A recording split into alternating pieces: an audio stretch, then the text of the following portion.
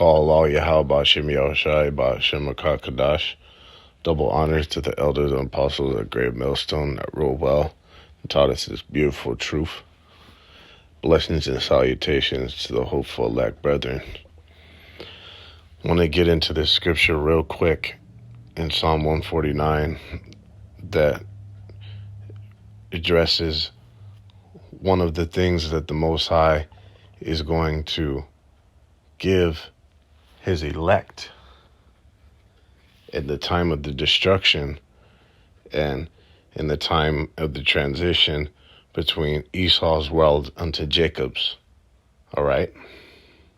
We know the only ones of the nation of Israel that are going to be saved and make it out of the said perils, the destruction that these scriptures constantly, repeatedly go into the grand finale, the great destruction that is going to befall the world in the time of the end. The Most High is only going to deliver the elect of the nation of Israel, okay? And a part of that elect, the governing body, is the 144,000, 12,000 from each tribe out of the nation of Israel, 12K out of each tribe to total out to 144,000. That governing body is going to be granted with different things, okay? It's going to be like a kit, if you will, because they're going to have these different things is what each member of the elect is going to be granted with. It's going to be like a default package, if you will, that each member of the elect is going to be granted with. Scriptures go into the bodies, right, that will be changed in a moment, in a twinkling of an eye. That's the base right there. That's the foundation, that we will not have this physical orifice that it's like artifice, if I'm using the right term. Okay, this carnal form that we're in currently is going to be shed like a dead skin, like when the Most High grants us with our new bodies, man. Okay, that's like the foundation right there of the things that the Most High is going to grant us. Okay, scriptures also talk about a penny, which when you go into a penny, really it's likened into a token. Okay, because what we really just used to do when we bartered and obtained goods, we did it by trading and bartering. Okay, it's only when they introduced like the coins and shit like that, it's really like a token. All right, it's a token for something more so than it being like a used to purchase something. That's what this money, see, like it's like a talisman or a token. Okay, talisman on the left side, but on the right side it's like a token. Why do you think motherfuckers collect coins? Okay, because it's a token. It's a souvenir, if you will, right? Just like a motherfucker will have a championship ring, you know, or in certain tournaments and shit like that, they'll straight up give you a coin of like imprinted with, you know, whatever championship it was, you know what I mean? So they're gonna get that penny, right? They're going and that's also likened into the same measure that they're going to receive. All the elect is going to receive the same measure. Then it also goes into the crown. We've got crowns that are tailor-made that are custom fitted for each and every one of the dome pieces of the elect members, man. Okay? And it says that we will also have a rod of iron, which is a scepter, which is pretty much an instrument denoting royalty and denoting rulership. Okay? Like I'm the head of this motherfucker. All right? And then another thing that we will have that each and every elect member will be granted with is a sword, man. They're going to have their own custom made, tailor form fitted sword to their liking. Okay? Now, real briefly, I'm going to get into Star Wars because as we constantly bring out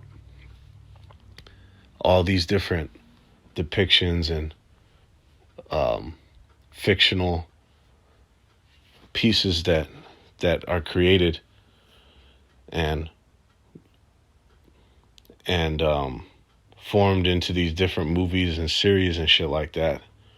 They get their material from somewhere, okay? And a lot of these writers and creators of these different pieces, they'll tell you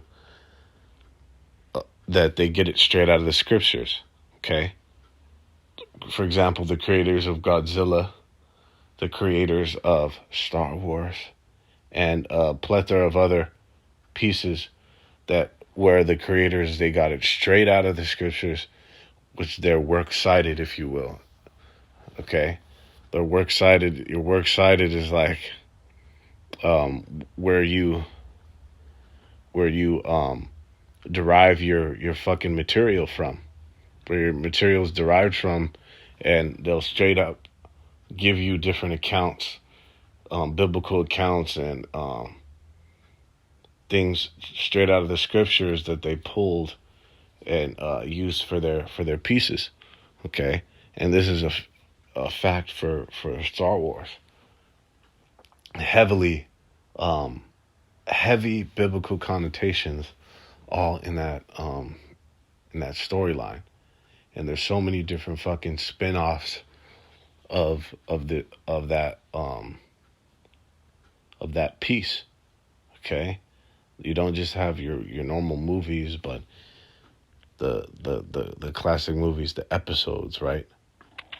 That saga, but you have a fuckload of spin-offs from books to little other mini-series to shows. You have video games, okay? And specifically going into one of the spin-offs, if you will, of Star Wars. It's called Knight of the Old Republic. Okay? And in that, it shows you the origins of how a lightsaber is made. Okay? A lightsaber, you just don't pick it out of the goddamn the sword chest. Okay? It's not likened unto one of the Jedi or one of the sword wielders just opening up the fucking weapons chest and just grabbing whichever hilt, whatever lightsaber he can fucking get his hands on. No. The origins and the actual science, if you will, the science of the lightsaber is that they were required to craft it from scratch. They straight up had to make those shits from scratch based on they had to procure the different crystals, all right? And it was pretty much tailor-made, custom-made to each wielder, okay? To each person that was going to craft that sword. They crafted it tailor-made to them with a whole bunch of different components in those weapons, right? I forgot the different parts of it. We don't have to get in too deep into it, but one of the things, for example, in one of the spin-offs of Star Wars, KOTOR, which is Knights of the Old Republic, the second game, there was one of the crystals, the crystal that you have, because there's a bunch of different crystals and enhancements that you can put on the sword, on the lightsaber. One of them was a crystal that was named after your name, okay? And it basically it it increased the power and the abilities of that lightsaber and you using it based on your experience. So each time you fucking leveled up in the game, that crystal would level up, um, which basically would enhance your abilities, would make your attack higher each time you fucking you leveled up. Okay, and it pretty much was like um, it was connected to your fucking to Slakia. It was straight up connected to your spirit. The the crystal was that and the crystals are located inside the damn I believe it's called the hilt. Let's see. What is the hilt of a sword? It's like the handle, right? The hilt, right? It's like the handle. It's the hilt. Okay? So the crystals are located within the hilt. And that's what was leveling up your abilities and shit. Okay? Which is extremely spiritual. Straight out of the scriptures, man. We're going to be granted with a sword that's tailor made for us, that has all these different exotic components in it that we craft, that say it's different you know what I'm saying, um different crystals that we find in our galactic travels in the kingdom, okay, that we may add and enhance our swords with. Okay, the sky's the limit, man. But more specifically, not to go into speculation of how it could be, going into the spiritual essence of the lightsaber and how the components you put it's tailor made to the wielder, okay? Which is just how it talks about how our crowns are going to be form fitting. The same is going to be for our sword, okay? And it's going to contain our essence within it. When you go into this word, and we're going to read it now, it says Psalm 149:6, let the high praises of the Most High be in their mouth and a two-edged sword in their hand. All right? So the sword in the blue letter goes into an actual a weapon. Okay, this is not figuratively. This is not figurative. This is literal. This is a literal weapon, and it doesn't specify exactly what weapon. It just mentions a device or an instrument used for cutting. And then it goes on. It said it could be a mattock. It says it could be a dagger. It could be a knife. It could be an axe, etc. It even says, because this sword is going to be based on the preferences and the customization of the wielder. Okay. One of the things I remember, one of the brothers years ago when we first came to this truth mentioned how he wanted a sickle. That's going to be his weapon of choice. Okay? But it's still an instrument for cutting, for killing, a killing instrument, man. And why would we need that? It says here to execute vengeance upon the heathen and punishments upon the people, to bind their kings with chains and their nobles with fetters of iron, to execute upon them the judgment written. This honor have all his saints. Praise ye Yahweh Ba'ashem Yahushai. So the elect of the nation of Israel, the saints, because we know the saints, only the saints are Israel, but are the 2/3 saints? No, this is only consisting of 1/3 of the nation of Israel, and then the primary of that is you're going to be the elect, man. All right, is the elect. So his saints are going to execute judgment with the sword that is going to be custom made to the wielder. All right. To punish, man. To destroy and to punish. All right. It says in the scriptures, let me get it. In Ezekiel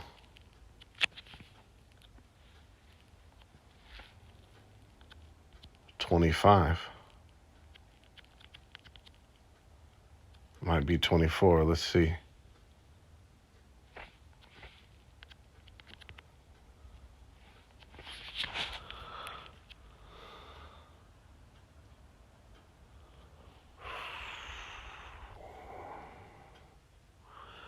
It says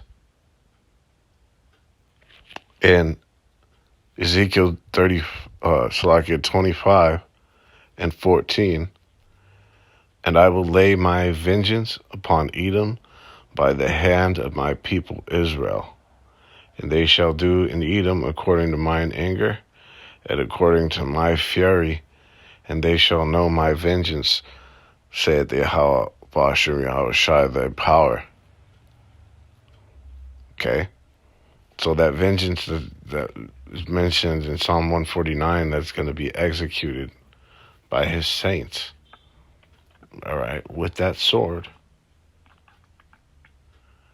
That vengeance is going to be exacted on the heathen and on Edom by the hand of his people Israel. Okay? So that aforementioned vengeance is going to be exacted. It's the Most High's vengeance, but it's going to be exacted upon by certain vessels, okay? Which is how the Most High has done it in history since the beginning. The Most High will do nothing. He's the Godfather, man. He's not. If he gets off his throne, that's it for all creation.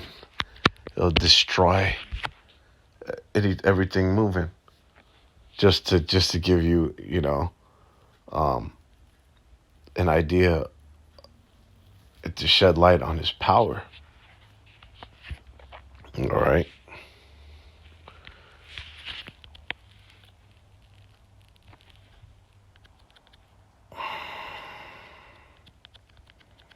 I'm finishing off.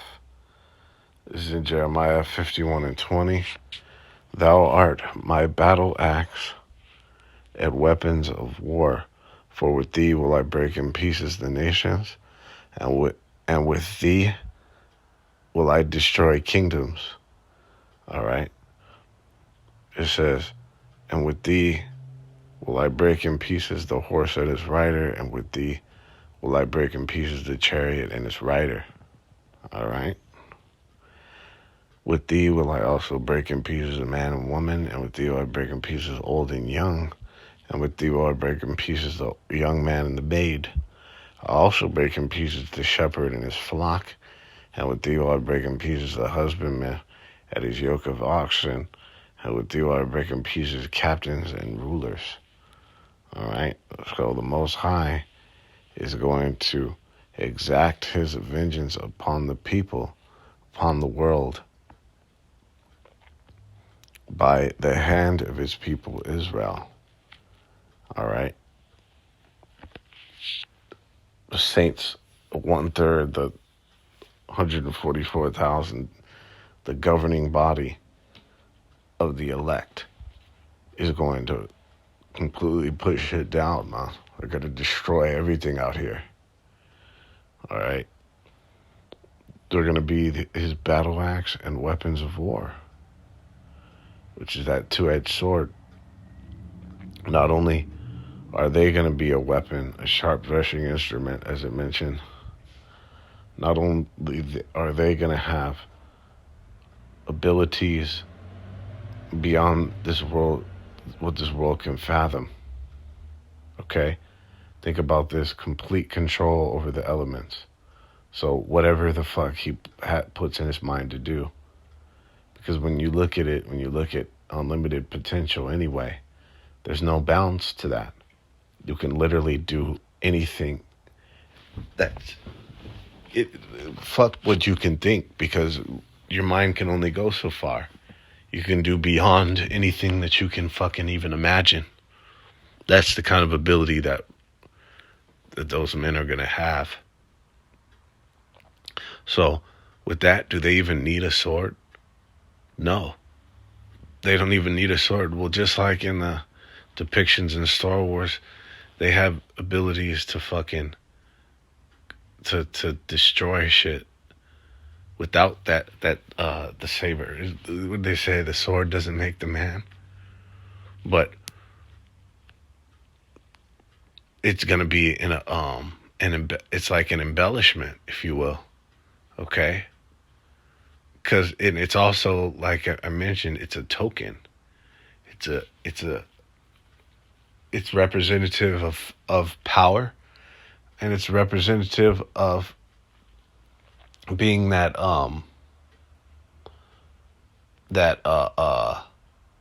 what is that word when a motherfucker is a disciplinarian, man. It's gonna be representative of us being the disciplinarians, man. Like when you have a belt and shit, or a paddle, okay? It's gonna show you and keep you in line that we can fucking put you down at any moment. Yes, it'll be depictive of that in our very physique and fucking the very essence of us. Right? Probably fucking 10 times taller than the heathen and shit like that. 10 times bigger, all that. Power radiating off of us. Alright? Fucking on fire like the Saiyans when they turn super. Right? All that. But on top of the cherry on top is gonna be that sword, man. To keep motherfuckers in line. All right. Did it not say for the punishments upon the people? Because that might not necessarily mean destruction, right? It might mean to whip them in line. All right. And those are those weapons of war. It goes into that sword. It goes into not specifically your traditional, like a traditional fucking broadsword or a traditional fucking saber, like the ones they use in fucking in fencing and shit like that, or a katana. No, it goes into an instrument for cutting or killing. So fully tailor made to the preferences of the wielder, man. Okay? That is going to be a key component in the elect package that the Most High is going to grant to his chosen, to the men that because he has men called now, but when he chooses them up, when he makes his decisions, It's going to be that default elect kit package is going to contain a sword. Okay, it's going to in that kit, in that package, is going to be a sword, man. That the 144,000 are going to custom make to the exact specifications of their preferences, man. All right. So with that, all praises on and glory to Yahweh Shem Yahweh Shai, Ba'ashem Rakakadah.